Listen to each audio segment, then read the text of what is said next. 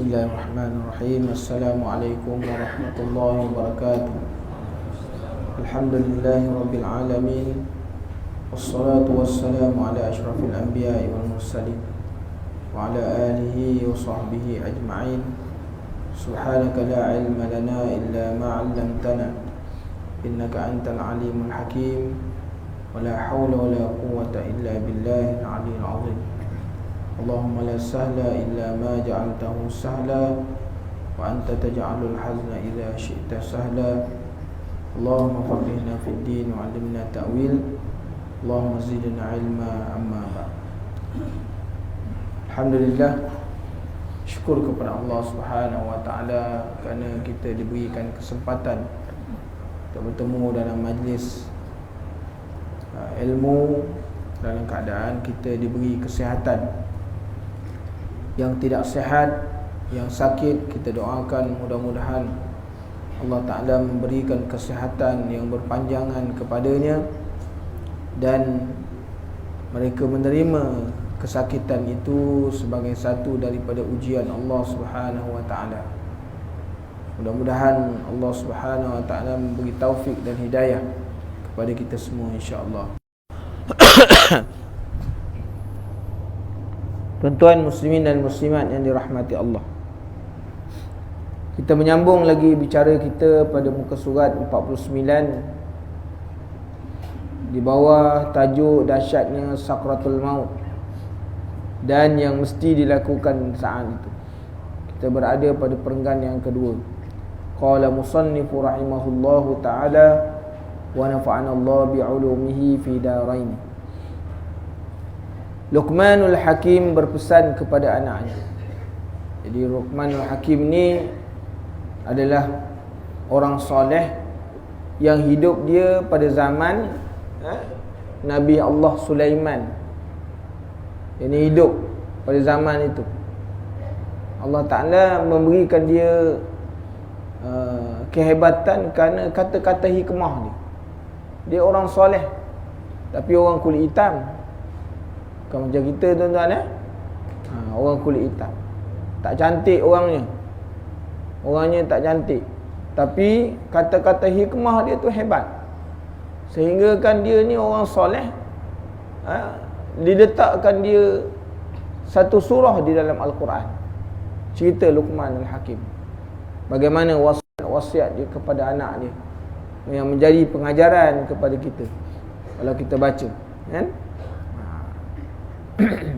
Jadi Luqmanul Hakim ini berpesan kepada anaknya, wahai anakku, terhadap satu bahaya yang kamu tidak ketahui bila akan menimpamu, maka kamu harus selalu siap siaga menghadapinya sebelum dia datang secara mengejut.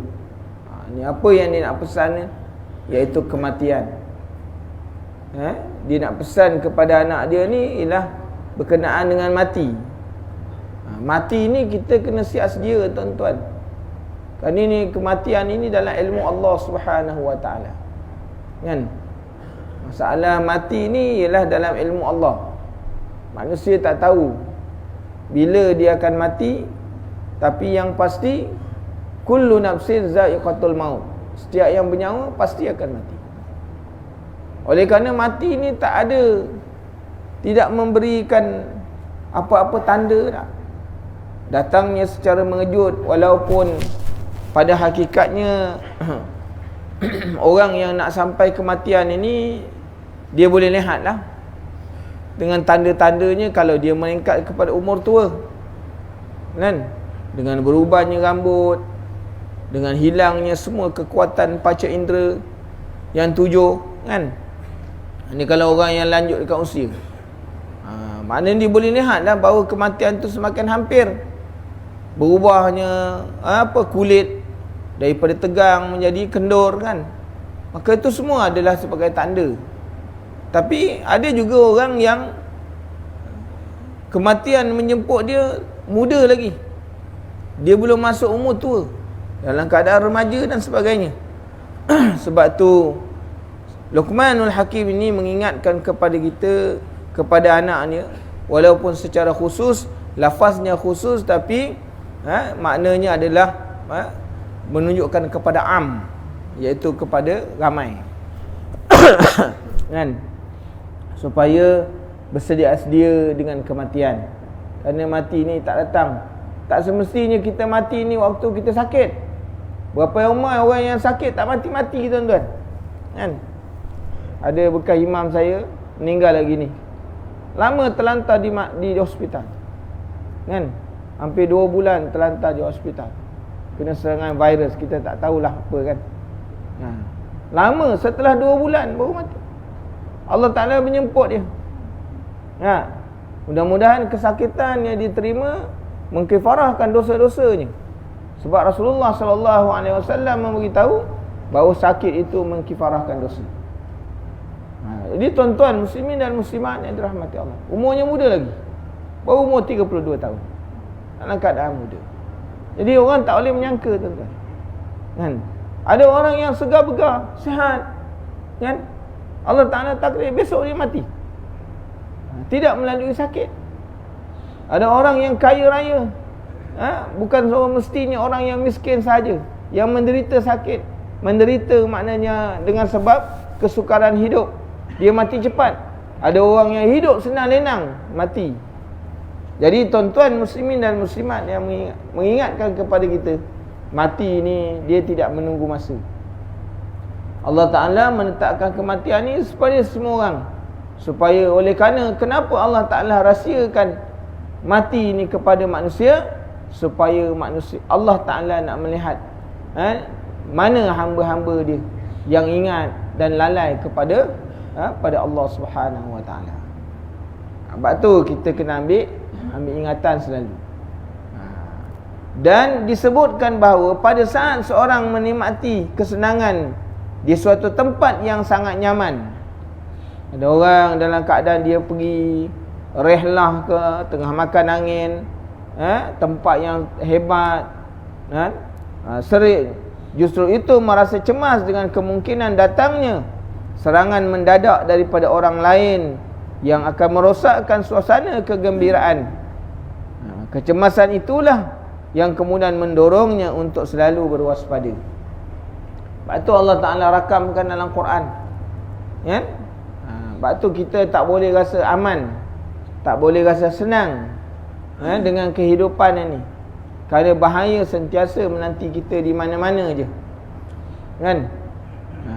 Kenapa? Kerana Allah Ta'ala beritahu dalam Quran. Allah Ta'ala menyebut, afa amina ahlul qura an ya'tiyahum ba'suna bayatan wa hum naimun. Patutkah penduduk negeri itu berasa aman? Ni Allah Ta'ala tanya, afa aminu, kan? Adakah patut sesuatu penduduk ni merasa aman dengan kedatangan azab daripada Allah Subhanahu Wa Ta'ala pada malam hari ketika mana mereka sedang tidur? Sudah tidur, ingin menganggapkan bila tidur ni jauh daripada musibah, kan? Sebab orang tidur, mungkin dia kata jauh daripada musibah, tak keluar ke jalan raya, tak pergi ke mana-mana, musuh pun tak ada dan sebagainya. Adakah rasa mereka aman? Tuan-tuan muslimin dan muslimat yang dirahmati Allah, kadang-kadang kita duduk dalam rumah, macam-macam boleh berlaku. Orang masuk dalam rumah kita, orang merompak rumah kita. Kadang-kadang rumah duduk, seminggu yang lepas kita baca surah khabar, tidur, semua anak terbakar habis semua. Kerana apa? Kerana itu benda yang tak disangka, kena sebab dengan sebab litar pintas je, mati semua. Tiga-tiga mati semua, kan? Jadi tak aman, tuan-tuan. Kita jangan merasakan aman dengan kehidupan. Bahaya ni boleh datang di mana-mana saja, dalam keadaan apa saja boleh datang. Waktu kita tidur pun kita tidak boleh aman. Dan Allah Ta'ala menyebut lagi, awa amina ahlul qura an ya'tiyahum ba'suna duhan wa hum yal'abun. Ataukah patut penduduk negeri itu berasa aman dengan kedatangan azab kami pada mereka pada siang hari ketika mana mereka sedang leka bermain-main? Mereka anggap bahawanya bersukaria, tengah duk seronok-seronok, mereka jadi aman daripada musibah dan malapetaka. Tapi boleh berlaku tuan-tuan, muslimin dan muslimat yang dirahmati Allah, dengan seronok-seronok Allah Ta'ala boleh bagi musibah, Allah Ta'ala boleh bagi malapetaka. Kemudian disambung lagi, afa aminu makrallah fala ya'manu makrallah illa alqaumul khasirun. Patutkah mereka merasa aman terhadap azab yang diatur oleh Allah? Azab ni semua Allah Ta'ala yang atur. Azab yang kita hadapi, yang seorang ni dapat, yang ditimpakan oleh Allah Ta'ala ni, Allah Ta'ala yang atur. Jadi kita rasa kita selamat, tapi Allah Ta'ala menentukan. Macam-macam boleh berlaku. Kenapa? Allah Ta'ala yang mengatur perjalanan alam ni.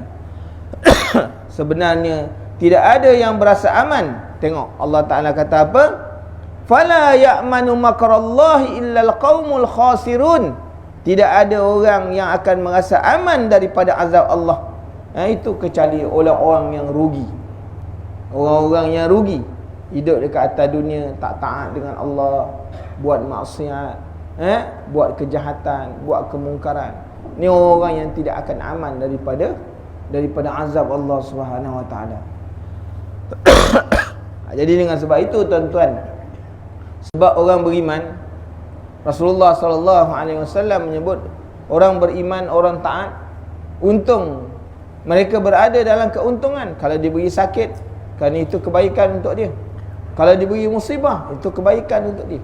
Jadi pada orang beriman, musibah ni semua kebaikan. Tapi kalau bagi orang-orang yang menderhaka kepada Allah, ketika mana mereka ni diberikan oleh Allah Ta'ala musibah, itu azab. Berbeza kita orang beriman dengan orang yang tidak beriman. Orang yang derhaka dengan Allah, Allah Ta'ala bagi sesuatu musibah, bagi sesuatu malapetaka, itu merupakan azab kepada mereka. Itu sebabnya Allah Ta'ala menyebut orang yang tidak aman dengan azab Allah ni ialah orang-orang yang rugi. Nah, hidup mereka ni bukan setakat rugi dekat dunia, dekat akhirat pun mereka adalah orang yang rugi. Jadi tuan-tuan, muslimin dan muslimat yang dirahmati Allah. Dan namun dikata apa? Ironinya ataupun persamaan hal yang sama tidak akan laku. Tidak ia lakukan dalam menghadapi kemungkinan datangnya malaikat maut yang akan datang mencabut nyawa saat dia sedang lalai. Ini tentu sikap bodoh dan terpedaya. Jadi tuan-tuan, tak sama azab yang Allah Ta'ala bagi, musibah yang Allah Ta'ala bagi, dia tidak akan sama dalam keadaan seseorang itu bila dia menghadapi sakratul maut. Kerana sakratul maut ni tuan-tuan, lebih dahsyat daripada azab yang kalau kita hadapi penderitaan dekat atas dunia, maka sakratul maut adalah lebih hebat daripada itu. Walaupun saat dia sekejap, tapi dia punya kesakitannya, dia punya penderitaannya lebih besar daripada yang disangkakan. Sebab tu dia kata apa? Ketahuilah dahsyatnya rasa sakit sakratul maut itu hanya boleh dirasakan hakikatnya oleh orang yang pernah mengalaminya. Orang yang pernah mengalaminya yang akan boleh merasakan betapa sakitnya. Kisah bagaimana berlaku pada zaman salafus soleh. Ada. Ini seorang salafus soleh. Dia kata, dia berdoa kepada Allah, ya Allah, Engkau hidupkan orang yang mati ni supaya dia menceritakan kepadaku bagaimana sakitnya mati.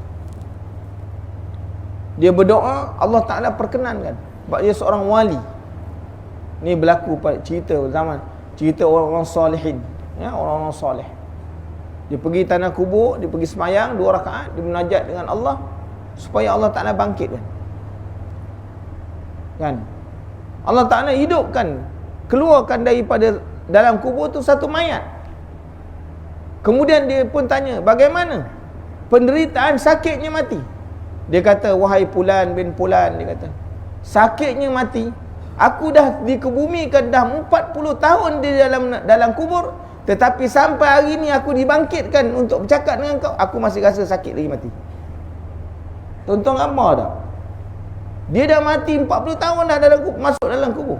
Ketika mana Allah Ta'ala izinkan dia boleh hidup balik, menceritakan saat mati, saat sakitnya sakratul maut, dia kata, sampai hari ni sakit sakratul maut tu tak hilang lagi. Dah 40 tahun dah. Tuan-tuan boleh gambarkan macam mana? Tak boleh tuan-tuan, sebab kita tak mengalami. Tak? Sebab tu kita tak mengalami. Maka dia kata, kalau kita nak tengok pun perumpamaan pun tak mungkin sampai kepada hakikat. Nak cerita tentang sakitnya sakratul maut ni, kita tak akan sampai. Jadi cuma dia bawakan, Imam Ghazali bawakan maknanya amsilah, contoh-contoh supaya apa? Buatlah perumpamaan. Kalau ini yang paling sakit, maka itulah perumpamaan, dia kata. Maka dia kata apa? Namun bagi yang belum pernah mengalami, boleh mengetahuinya dengan menanalogi, membuat perbandingan dengan sakit, rasa sakit yang lain yang pernah ia rasakan, atau dengan melihat kepedihan orang lain yang sedang mengalami sakratul maut. Cuma ada, dia boleh buat banding lah. Buat satu kajian. Nah, kalau dia kena sakit yang paling berat kali. Nah, ataupun ketika mana dia melihat orang dalam sakratul maut, cuba digambarkan. Dia tengok orang sakratul maut macam mana. Dan maka setelah dia membuat bandingan kehidupan sehari-hari, kita saksikan bahawa setiap anggota tubuh yang tidak bernyawa tidak akan merasa sakit. Anggota tubuh ni semua hidup tuan-tuan. Dia hidup sebab ada nyawa. Sebab tu kalau kita hari ni orang kepak tangan kita, kenapa rasa sakit? Sebab nyawa ada. Cuba orang dah mati, kau kepak, dia tak ada apa. Cuma kita ni tak merasakan. Sebab tu orang yang mati, kita walaupun dia dah mati, kita kena beradab dengan dia. Dia rasa sakit, tapi dia tak boleh menyatakan. Kalau mayat tu bercakap, takut orang yang mandikan mati pula. Tak? Sebab tu Rasulullah kata, jangan mandikan dengan air yang terlalu panas. Jangan mandikan dengan air yang terlalu sejuk. Nah, jangan kamu gosok kuat-kuat sebab mayat rasa sakit. Dia boleh melihat, roh melihat orang yang datang untuk mandikan dia. Roh melihat apa yang orang buat pada tubuh jasad dia. Tapi dia pun tak boleh bercakap. Kan? Sebab tu makna ketika mana orang yang memandikannya, maka roh pun berkata, wahai tuan, perlahan-perlahan lah sikit gosok. Kita kata ini masa aku nak balas dendam ni, jangan kau. Ada tuan-tuan muslimin dan muslimat yang dirahmati Allah. Sebab tu kena gosok perlahan-perlahan. Mayat ni jangan dibalingkan, digolekkan kuat-kuat kan. Beradab dengan mayat walaupun dia jadi mayat, tapi mayat merasa sakit kerana rohnya ada pada tu. Ada roh. Kan? Jadi tuan-tuan bayangkan ketika mana kita hidup, roh ada dalam badan. Roh ada dalam badan. Hari ni kalau kita cubit kita punya anggota, kenapa kita rasa sakit? Kerana roh ada. Kalau orang dah mati kita cubit. Contohnya orang yang dah mati, tubuh badan ni lah, kita pegang ni, tak ada rasa apa-apa. Kenapa? Kerana telah mati badan ni. Jadi dengan sebab itu, bahawa dia kata apa?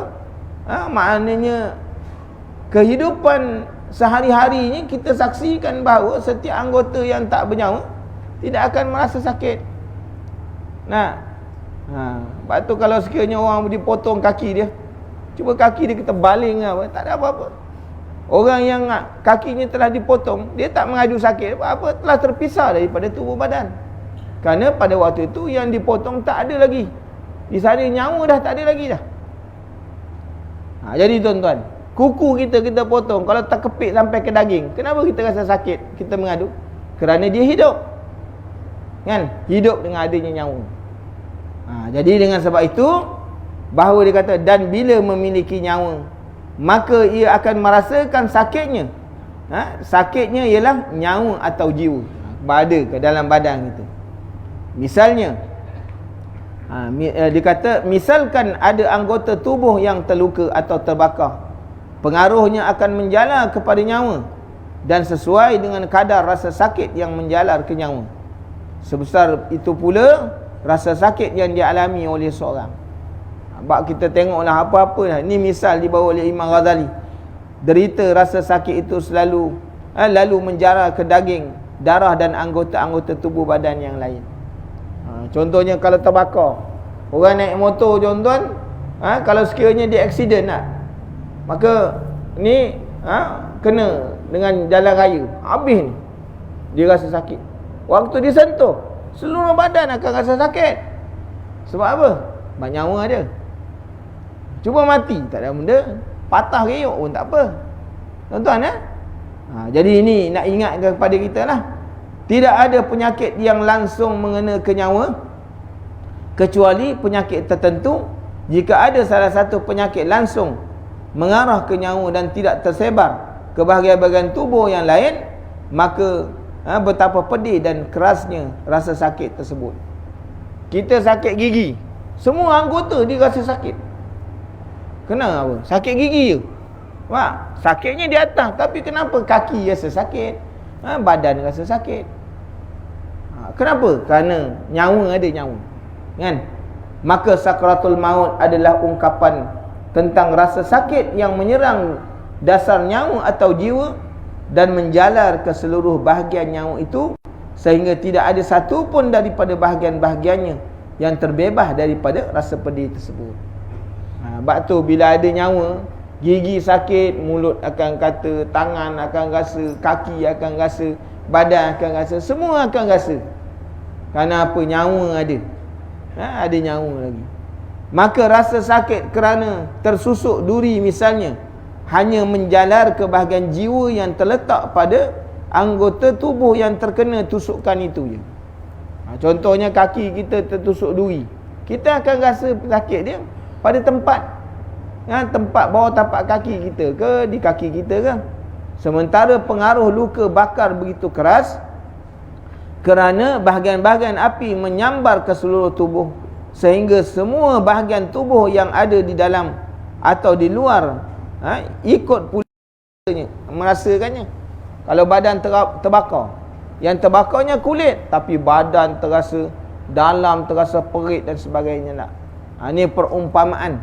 Maka kesan bakar itu dirasakan oleh bahagian-bahagian rohaniyah yang ada di semua bahagian daging yang terbakar. Adapun luka tersayat pisau hanya akan menimpa bahagian tubuh yang terkena. Itulah sebabnya rasa sakit yang diakibatkan oleh luka tersayat pisau lebih ringan daripada luka bakar. Ni kalau sekiranya terhiris, kita rasa kat sini je, banding kalau kita badan terbakar kan, dibakar dengan api, bayangkan macam mana sakit dia, menderita dia. Jadi begitu. Tetapi rasa sakit yang dialami selama sakratul maut langsung menghujung nyawa, nyawa di seluruh bahagian dan meliputi seluruh anggota badan. Sebab tu tuan-tuan, orang kalau kena sakratul maut nak, tuan-tuan pertama tuan-tuan tengok dia punya tangan dia.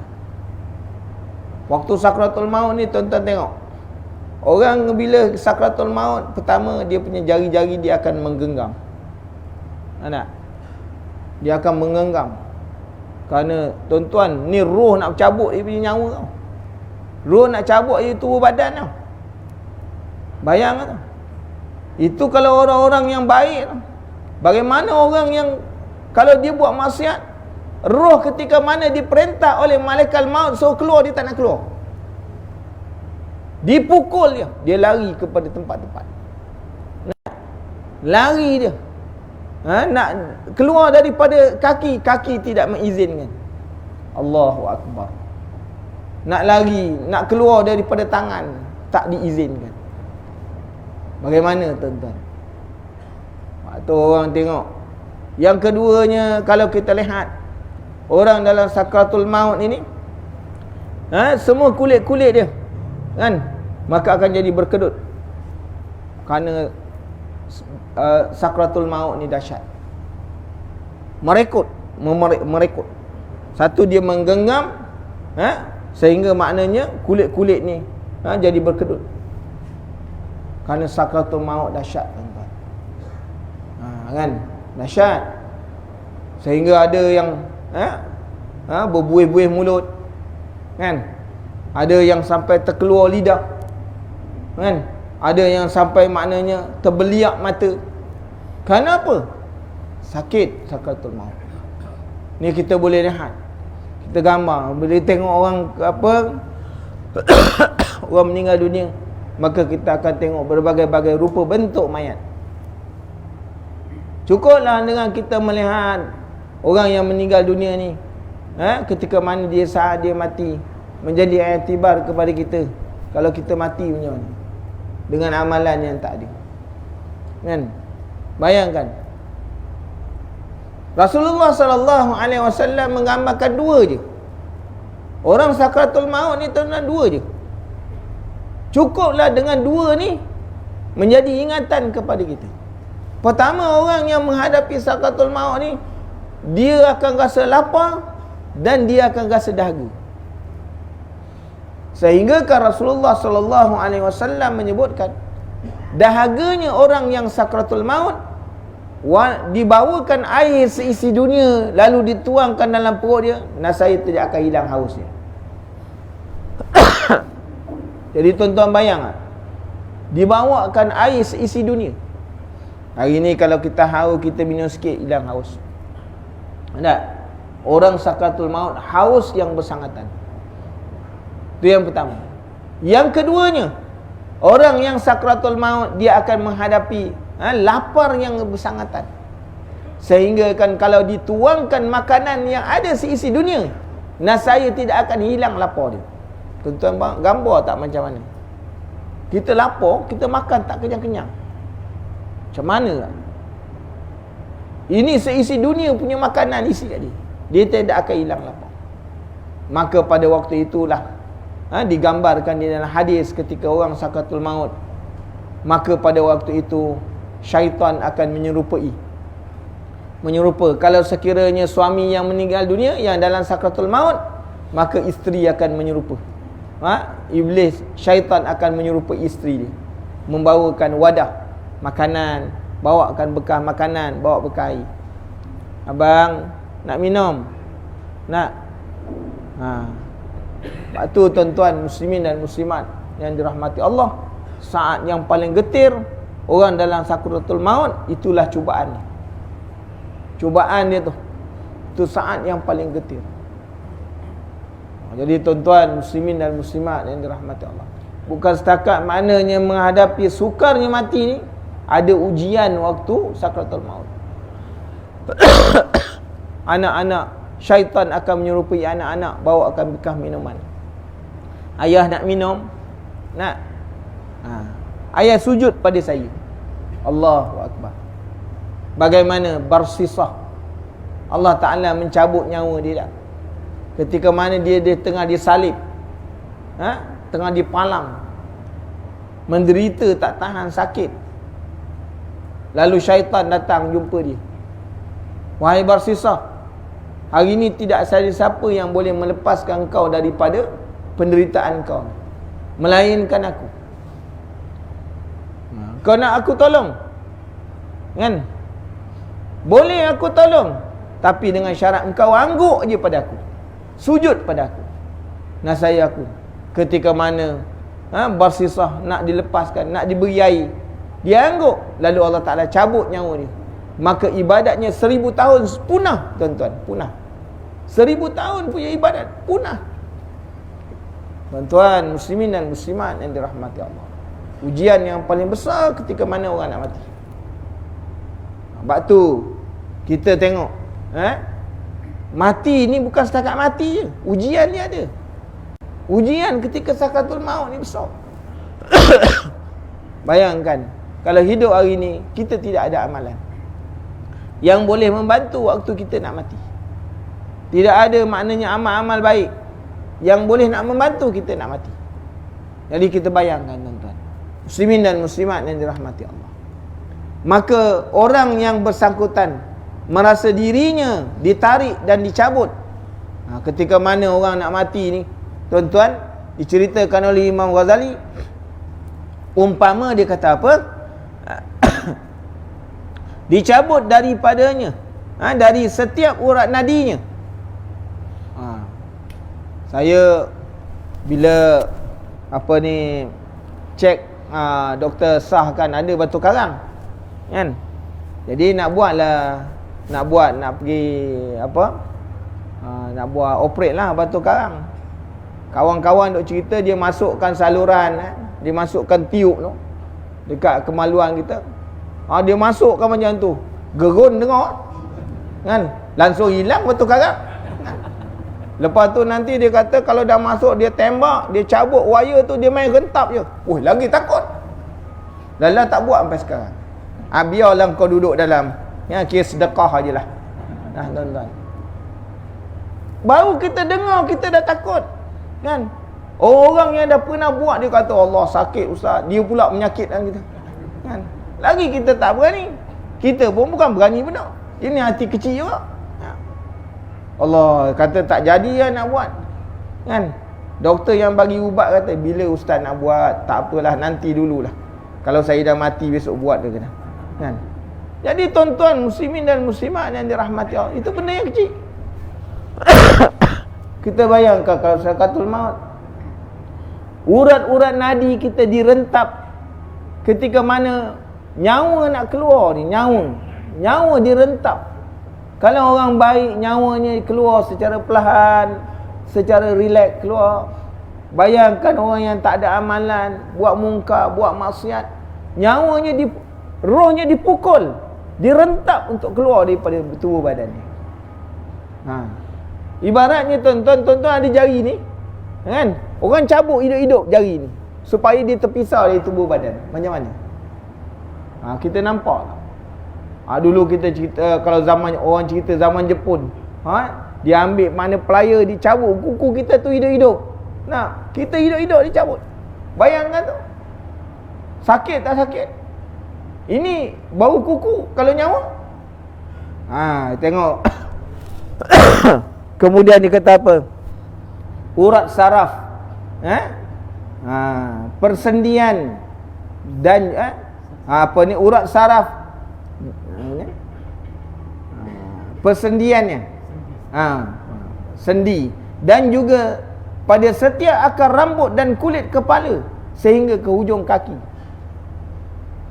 Sebab tu kalau kita tengok, Allah nak ceritakan tuan-tuan, kita tak boleh nak gambar, kan?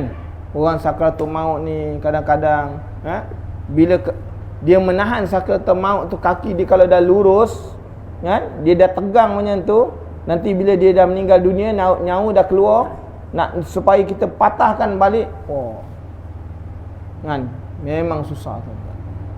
Dia terkejut, sehingga kejang dia punya tubuh badan dia. Sebab tu kita tak tahulah kita nak gambar macam mana, kan? Cukuplah maknanya dengan kata-kata ni memberikan kita ingatan macam mana sakitnya mati ni. Jika anda tanyakan kepedihannya sehingga sering dikatakan bahawa sakratul maut itu lebih menyakitkan daripada tebasan pedang digergaji atau digunting. Orang yang hidup pada zaman Nabi Musa alaihissalam, satu ketikanya tuan-tuan, Rasulullah SAW tengah baring di Kaabah. Tengah baring di tepi Kaabah yang terlindung lah. Waktu petang, matahari daripada sana. Jadi Rasulullah baring tempat yang redup.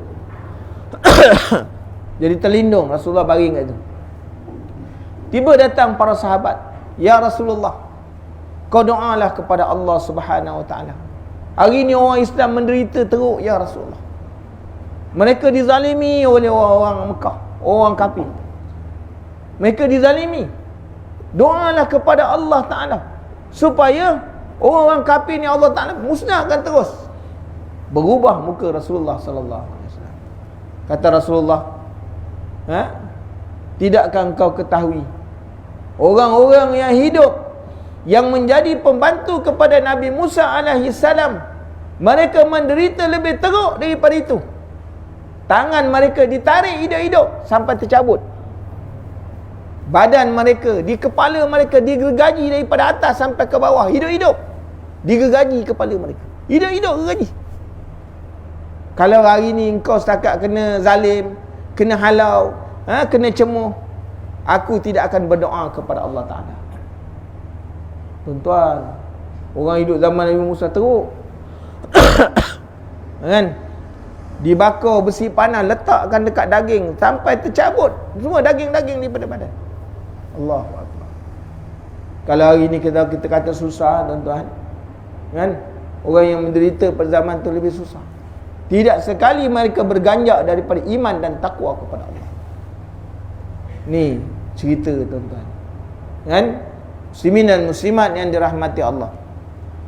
Makna cerita bagaimana kalau sakratul maut ni, makna orang yang dipedang dia, kan, ataupun digergaji ataupun digunting.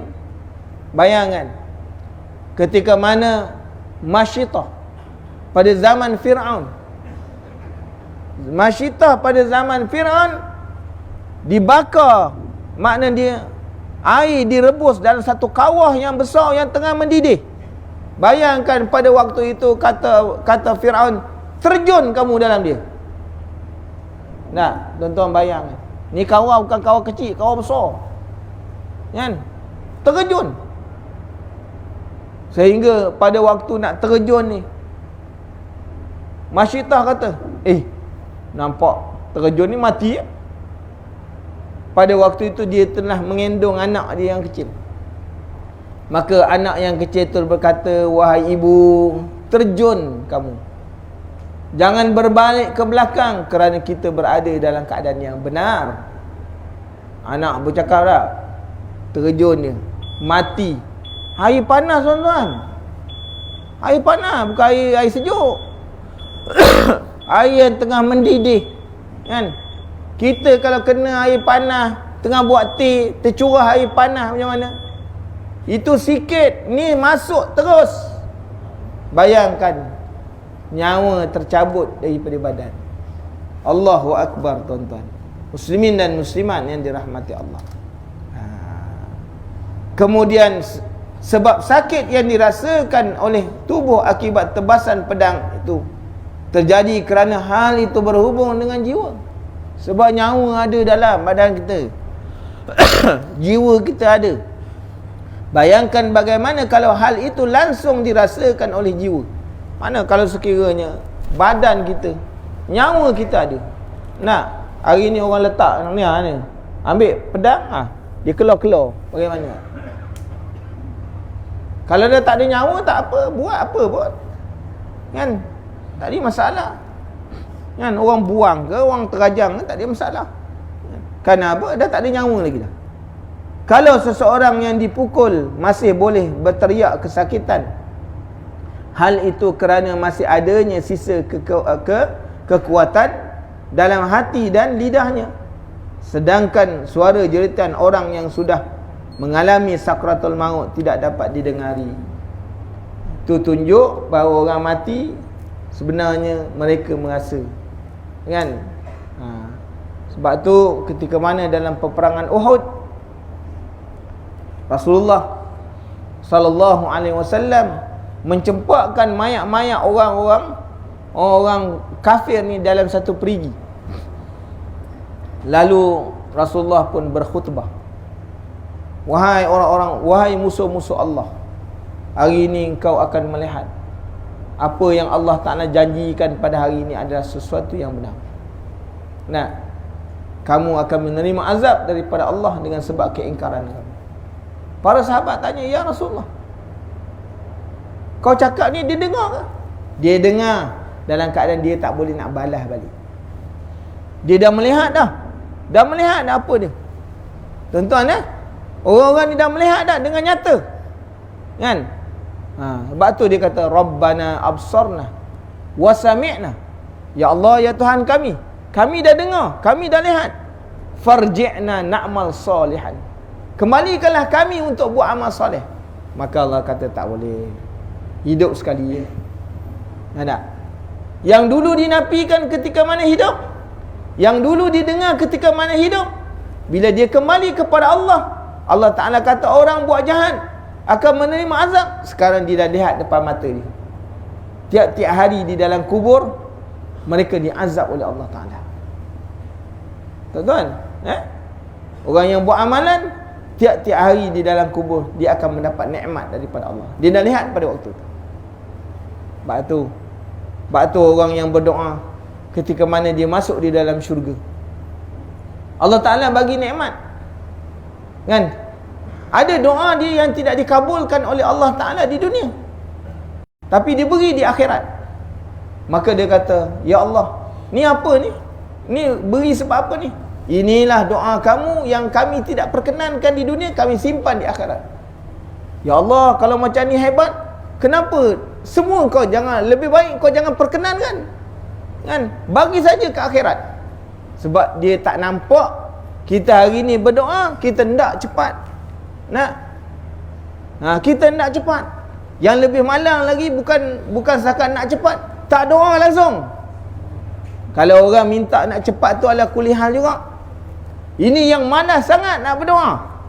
Besok tuan-tuan dia akan lihat di akhirat bagaimana ruginya. Dia hidup ke atas dunia, dia tak nak berdoa. Kan? Imam minta Rabbana hablana min azwajina, dia tak nak amin. Dia akan lihat betapa pentingnya doa ni yang dibaca oleh imam. Besok dilihat di akhirat. Dia kata rugi betul. Orang yang angkat tangan main-main ni pun dapat juga. Dia kata kalau aku angkat tinggi, lagi banyak besar dapat. Dia pun rasa rugi depan Allah.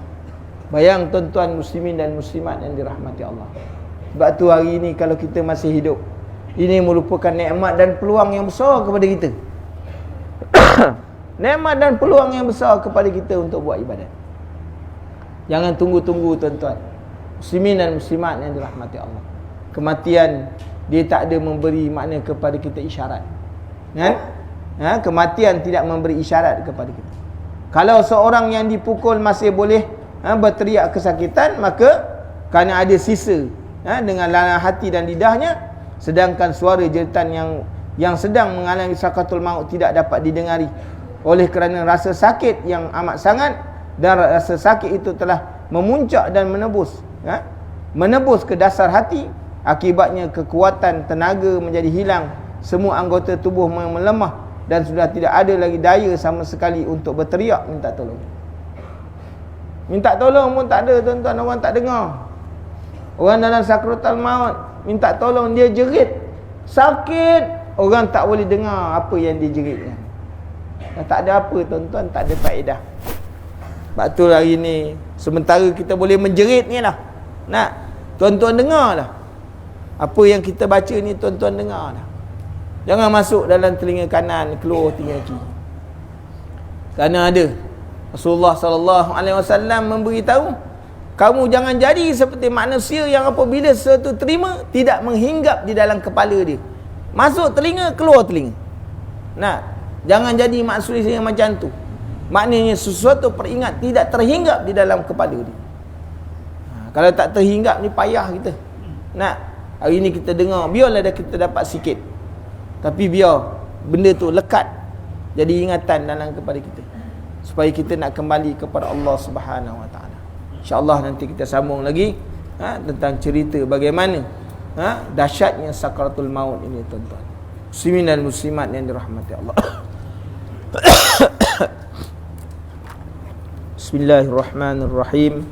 Alhamdulillahirabbil alamin. Wassalatu wassalamu ala asyrafil anbiya'i wal mursalin wa ala alihi wa sahbihi ajma'in. Allahumma inna nas'aluka ilman nafi'a wa rizqan thayyiban wa amalan mutaqabbala. Allahumma faqihna fid din wa 'allimna ta'wil. Allahumma zidna ilma, Allahumma zidna ilma. Jazallahu anna sayyidana Muhammadan sallallahu alaihi wasallam